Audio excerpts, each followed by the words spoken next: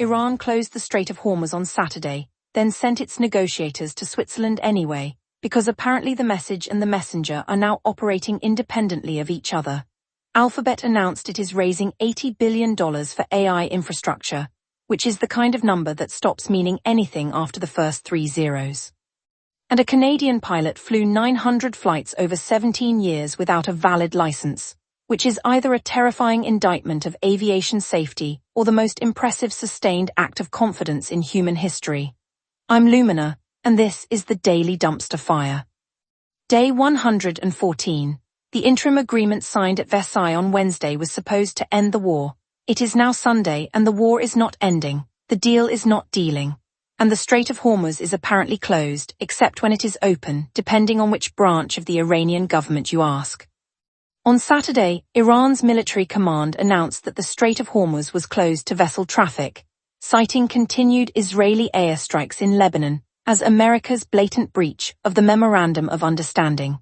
The statement was attributed to the military's Operation Command and posted on the semi-official Tasnim news agency's Telegram account. Tasnim is associated with the Islamic Revolutionary Guard Corps, which means its reporting often reflects military or hardline positions rather than unified government policy. And indeed, within hours, Iran's foreign ministry told the same news agency that shipping through the strait was operating normally and denied any closure. Vice President J.D. Vance told Fox News that the straits really are open. U.S. Central Command announced that commercial ship traffic in the strait actually increased on Saturday. So the Strait of Hormuz is closed, except it is not, and the Iranian government is simultaneously telling the world two different things, which is either a strategic feint or a bureaucracy that has lost control of its own messaging. At this point, it could be both. Meanwhile, Vance arrived in Switzerland on Sunday morning for what was supposed to be the formal launch of nuclear negotiations. He met with Pakistan's Prime Minister Shehbaz Sharif at the Buajenstock Resort. Iran's Foreign Minister Abbas Araghchi and Parliamentary Speaker Mohammad Bagher Khalibaf are also there. The talks are happening. But Iran's Foreign Ministry spokesperson made the position clear. The visit is aimed at demanding that the other side fulfill its obligations, and meaningful negotiations will only begin once key provisions, particularly an end to fighting in Lebanon, are implemented. So the situation is this. A peace deal was signed, immediately ignored, and now the signatories are meeting to discuss why the other side is not honoring it, while one of the parties has declared a major shipping lane closed and then immediately contradicted itself. The 60-day negotiation window is now on day 5. It is going to be a long 55 days. In technology news that arrived with the force of a very large check being written, Alphabet announced plans to raise $80 billion through a stock offering to fund investments in AI infrastructure, compute capacity, and global data center expansion. Berkshire Hathaway is investing $10 billion of that in a private placement. The company says demand for AI services is exceeding available supply. $80 billion. That is more than the GDP of approximately 70 countries. It is enough to buy every professional sports franchise in the United States and still have change for a small navy. And it is what one company is spending just to keep up in a race that has no finish line. The announcement underscores how AI has transformed from a software story into an infrastructure story.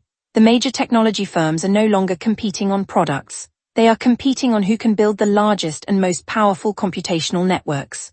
Alphabet is raising $80 billion. That is not a bet. That is a declaration that the cost of not building is higher than the cost of building. And then there is SpaceX, which updated its IPO filing to include a new risk factor that nobody was talking about a year ago: water scarcity. Deep in the risk factors section of the S1, the company warned investors that access to water is becoming a critical constraint for operating and expanding large-scale AI infrastructure. Data centers require enormous amounts of cooling, and cooling systems consume vast quantities of water. SpaceX specifically cited droughts, water scarcity, local competition for resources, and regulatory restrictions as potential threats to future growth. The AI boom is not just a compute challenge.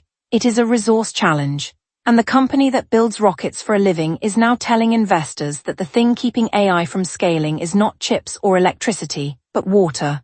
The industry that promised to build the future is discovering that the future needs to stay hydrated.